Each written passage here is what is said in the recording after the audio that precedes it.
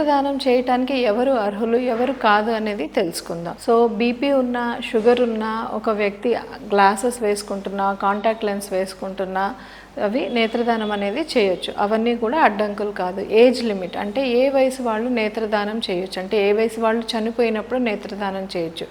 Upper age limit అయితే ఏమీ లేదు, బట్ లోయర్ లిమిట్ అంటే 1 సంవత్సరం కంటే పెద్దవాళ్ళు ఎవరైనా సరే కూడా నేత్రదానం అనేది చేయొచ్చు అన్నమాట. సో అక్కడ నుంచి మరణించిన తర్వాత ఎప్పుడైనా కూడా నేత్రదానం అనేది చేయొచ్చు.